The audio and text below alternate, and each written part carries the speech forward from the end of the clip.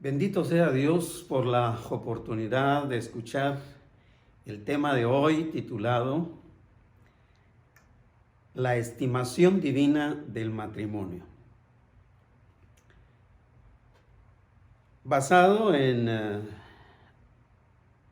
el mandamiento de Éxodo 20:14, la institución divina del matrimonio en Génesis 2:18 y 21-24, y en una corta historia de adulterio en el segundo libro de Samuel 11 del 1 al 5. Empezando con el mandamiento de Éxodo 20:14, la escritura dice: no cometerás adulterio. Y Génesis 2:18 continúa diciendo: y dijo Jehová Dios, no es bueno que el hombre esté solo, le haré ayuda idónea para él. Entonces Jehová Dios hizo caer sueño profundo sobre Adán, y mientras éste dormía, tomó una de sus costillas y cerró la carne en su lugar. Y de la costilla que Jehová Dios tomó del hombre, hizo una mujer y la trajo al hombre. Dijo entonces Adán: esto es ahora hueso de mis huesos y carne de mi carne. Esta será llamada varona, porque del varón fue tomada. Por tanto, dejará el hombre a su padre y a su madre, y se unirá a su mujer, y serán una sola carne. Aconteció el año siguiente, en el tiempo que salen los reyes a la guerra, que David envió a Joab y con él a sus siervos y a todo Israel, y destruyeron a los amonitas y sitiaron a Rabá. Pero David se quedó en Jerusalén.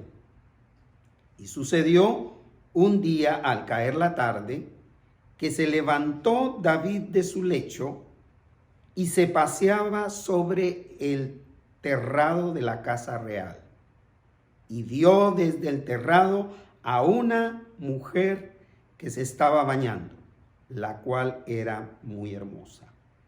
Envió David a preguntar por aquella mujer, y le dijeron: aquella es Betsabé, hija de Eliam, mujer de Urías Eteo.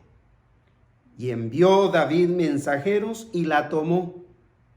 La trajeron a él y él durmió con ella. Luego ella se purificó de su inmundicia y se volvió a su casa. Y concibió la mujer y envió a hacérselo saber a David, diciendo: estoy encinta. Sabiendo que Dios tiene en alta estima la vida de todo ser humano, entendemos que también el matrimonio bíblico es de gran estima para el Señor. Por lo cual, el matrimonio bíblico, se define como la institución divina de un pacto sagrado de fidelidad física, emocional y espiritual entre un hombre y una mujer hasta que la muerte los separa. Así que es imposible sacar este concepto divino del matrimonio entre un hombre y una mujer del contexto bíblico. El solo intentarlo sería socavar la sociedad humana hacia el caos que ya experimenta debido a tanta denigración de la vida del ser humano alrededor del mundo.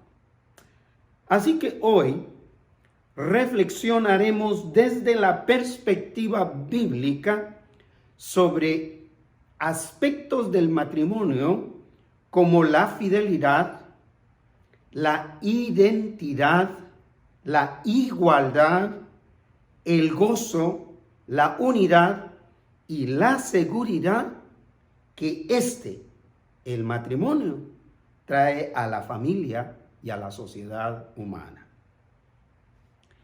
Empecemos entonces considerando en primer lugar la fidelidad matrimonial a la luz de la institución divina del matrimonio. Lo que encontramos en Éxodo 20:14, que dice: no cometerás adulterio, es la tajante prohibición de Dios a quebrantar la institución de ese pacto de fidelidad física, emocional y espiritual que se hace entre cónyuges. Porque dicho pacto de fidelidad es voluntario. A nadie lo obligan a comprometerse conyugalmente. Pero también es un pacto que se hace de manera consciente. A nadie drogan para que acepte ese compromiso o haga ese pacto de fidelidad. Y además es deliberado entre un hombre y una mujer, un acto o un pacto al que se llama matrimonio. Es por eso que Dios manifiesta un rotundo repudio o desprecio por el adulterio, al llamar de la misma manera la infidelidad de su pueblo. Es decir, cuando el pueblo de Israel iba tras otros dioses, Dios los castigaba por ser adúlteros, espiritualmente hablando.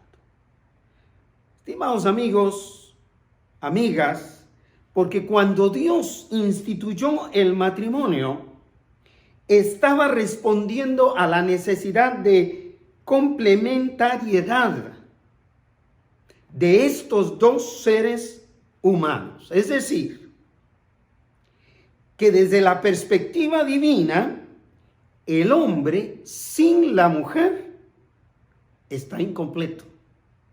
Y por ende, la mujer sin su hombre está incompleta. Génesis 2:18 nos dice: y dijo Jehová Dios, no es bueno que el hombre esté solo, le haré ayuda idónea para él. En este versículo, que es el inicio de la institución del matrimonio, Dios establece dos cosas esenciales en relación con este. La primera es cuando Dios dice, no es bueno que el hombre esté solo. Lo que significa que el ser humano es un ser social, es un ser creado para vivir en sociedad, para vivir en compañerismo. El ser humano no puede vivir en soledad. Y la segunda cosa que este versículo resalta es, le haré ayuda idónea para él. Idónea es mucho más que ideal. Idónea es mucho más allá que una simple química biológica o física entre dos seres humanos. Se trata de un complemento que ambos seres necesitan y que ambos seres tienen para complementarse a sí mismos. En otras palabras, el hombre necesita de ese complemento idóneo, ese complemento que tiene que encajar de la manera que encajan los engranajes para poder funcionar como una familia en sociedad. De modo que Dios, al crear a la mujer de una parte del cuerpo del hombre, hizo que estos dos seres humanos encontraran esencialmente identidad e igualdad mutua ante Dios para formar una nueva familia que viviría en sociedad. En los versículos de Génesis 2, 19 y 20, que no leímos, encontramos al hombre ya incorporado a su hábitat, trabajando al ponerle nombre a todos los seres vivos, animales, y nombre a todas las plantas y a todo lo que se había creado. Pero a la vez lo encontramos buscando estos dos elementos esenciales: identidad para con los demás seres vivos y a la vez igualdad.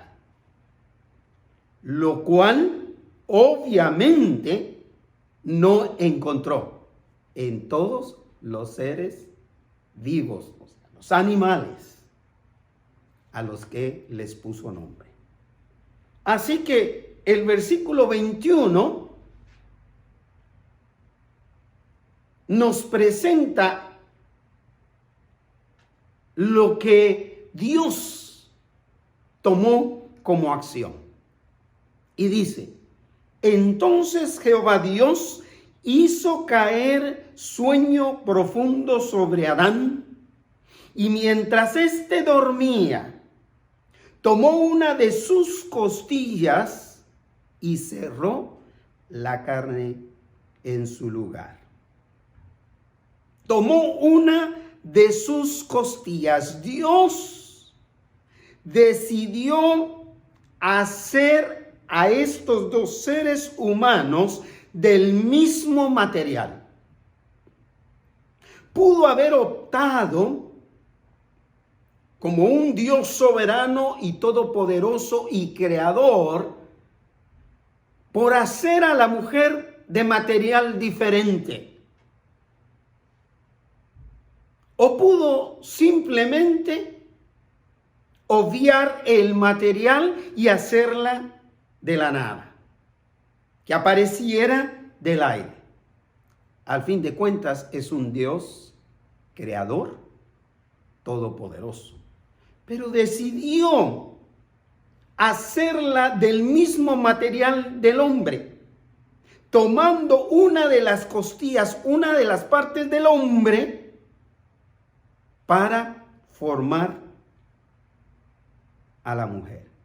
Y veamos lo que aconteció. Versículo 22. Y de la costilla que Jehová Dios tomó del hombre, hizo una mujer y la trajo al hombre. Hizo una mujer, anticipándose precisamente a la prevención del adulterio. Si Dios hubiera considerado que el hombre necesitaría más de una mujer, hubiera hecho más de una mujer para ese hombre. Pero hizo una mujer y la trajo al hombre. Y vea la reacción del hombre al despertar del sueño. Versículo 23. Dijo entonces Adán: esto es ahora hueso de mis huesos y carne de mi carne. Cosa que no había dicho al ponerle nombre a los demás seres vivos, lo dice inmediatamente al ver a la mujer creada. Es decir, encontró la identidad que buscaba. Me identifico. Esto ahora es hueso de mis huesos, carne de mi carne. Nos identificamos, nos complementamos en el sentido esencial, teológico de esta expresión. Pero continúa el versículo 23 diciendo: esta será llamada varona, porque del varón fue tomada. No solamente el hombre había encontrado identidad con otro ser humano llamada mujer, sino que también encuentra igualdad. El mismo hombre creado dijo: y esta será llamada varona, porque del varón fue tomada. En otras palabras, somos iguales a los ojos de Dios. Para mí es impresionante que Dios, a partir del primer momento de la creación, estaba previniendo todo lo que hoy día es tragedia, denigración de la vida y de las cosas que Dios ha hecho para nosotros. Es decir, que a los ojos de Dios, el hombre y la mujer fueron empoderados desde el mismo momento que fueron creados a la imagen de Dios. Pero es el ser humano el que por su corrupción espiritual ha denigrado a la mujer. Y por eso la mujer en las últimas generaciones tiene que levantarse y buscar ese empoderamiento que ya Dios una vez les había dado a ambos. Pero este pasaje se cierra con la declaración esencial del matrimonio. instituido por Dios. El versículo 24 dice de la siguiente manera: por tanto, dejará el hombre a su padre y a su madre y se unirá a su mujer y serán una sola carne. Serán una nueva célula social. Serán una nueva familia, fundamento de la sociedad. De modo que es como esta relación humana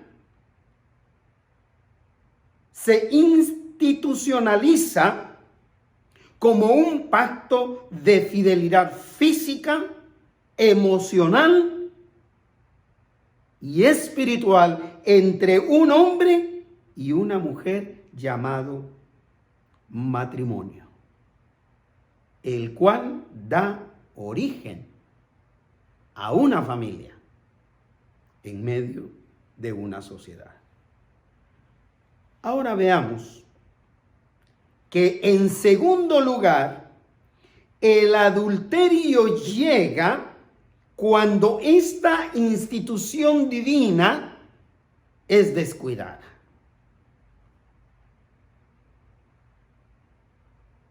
¿Y para qué insistirlo? Pero el matrimonio, la familia, instituido o instituida por Dios, ha sido masacrada por muchas situaciones e incluyendo en esta oportunidad el adulterio. Así que en esta pequeña parte de otra historia de la vida del rey David, lo vemos desafortunadamente descuidándose de su vida conyugal y sus deberes como gobernante de una nación. Cayendo redondito, como decimos, en la tragedia del adulterio. Así que el segundo libro de Samuel, el capítulo 11, el versículo 1, empieza con esta pequeña narración. Aconteció al año siguiente, en el tiempo que salen los reyes a la guerra, que David envió a Joab y con él a sus siervos a todo Israel, y destruyeron a los amonitas y sitiaron a Rabá. Lo que nos describe este versículo es que era un tiempo de éxito para Israel. Era un tiempo de victoria para el pueblo de Israel. Por lo consiguiente, era un tiempo de paz. Era un tiempo de tranquilidad en el que no se requería que el rey fuera a la guerra. El rey podía quedar en Jerusalén, que era otra de sus funciones, y lo cual optó David. Continúa cerrando el versículo 1, pero David se quedó en Jerusalén. Desafortunadamente, no se quedó haciendo lo que le correspondía: impartir justicia a todos sus gobernados, a todos los habitantes del pueblo, sino se quedó relajándose ociosamente, lo cual fue la puerta de descuido para que el adulterio llegara como una doble tragedia. El versículo 2 continúa diciendo, y sucedió un día,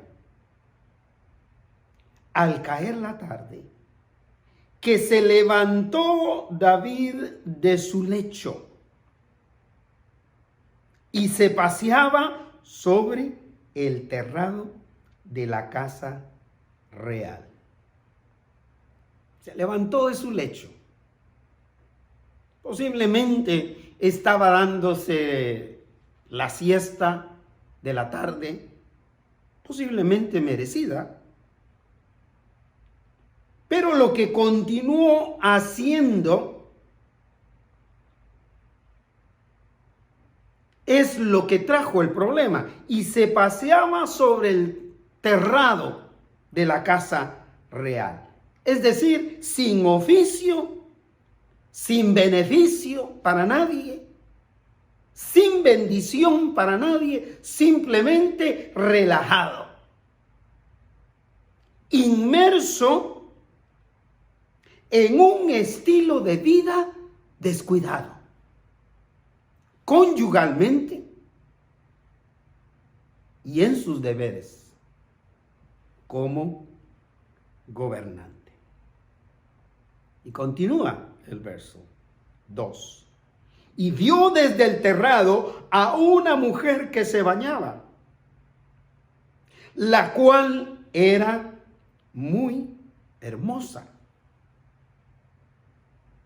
El comportamiento relajado y ocioso de David lo llevaron a otra desgracia familiar llamada adulterio.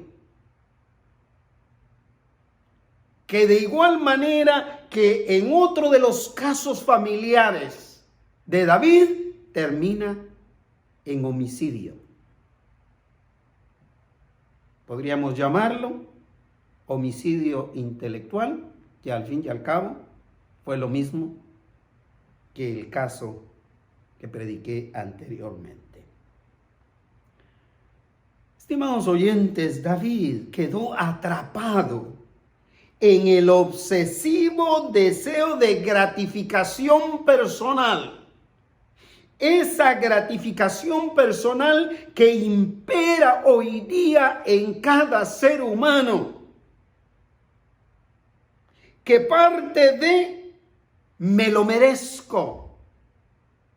Y en realidad pudiera ser que mereciera un descanso, pero un descanso sosegado, un descanso para agradecer a Dios por tanta prosperidad, por tanta victoria para el pueblo de Israel, el cual él lideraba.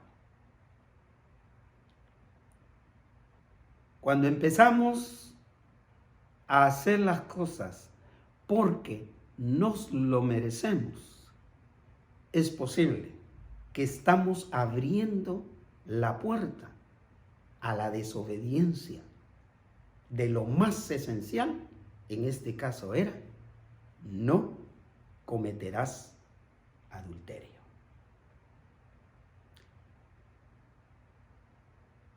Así que David, con su comportamiento, su deseo obsesivo de esa gratificación, promovió el encuentro sexual con una mujer ajena. El versículo 3 dice: envió David a preguntar por aquella mujer. Es decir, siguió acechando, siguió escalando ese apetito sexual desenfrenado que lo llevaría al adulterio. Mandó a preguntar por ella. Y el versículo 3 dice: y le dijeron: aquella es Betsabé, hija de Eliam, mujer de Urías Eteo. Es decir, Aquella mujer tenía nombre y apellido de casada. Aquella mujer le pertenecía a otro hombre, a otro ser humano. Aquella mujer era reconocida porque era hija de Eliam, uno de los ancianos reconocidos del pueblo de Israel. Y era esposa. Vivía en ese vínculo instituido por Dios, en ese pacto de fidelidad. Fidelidad física, emocional y espiritual con Urías. Y se lo dijeron a David. Desafortunadamente, ni eso lo hizo abortar su plan de adulterio. Ni eso lo hizo caer en cuenta. Urías era uno de los generales más allegados al rey David, más consagrados a la guerra, más dedicado no solo a defender su nación, pero también entregado a su matrimonio, a su vida familiar. Y David lo sabía.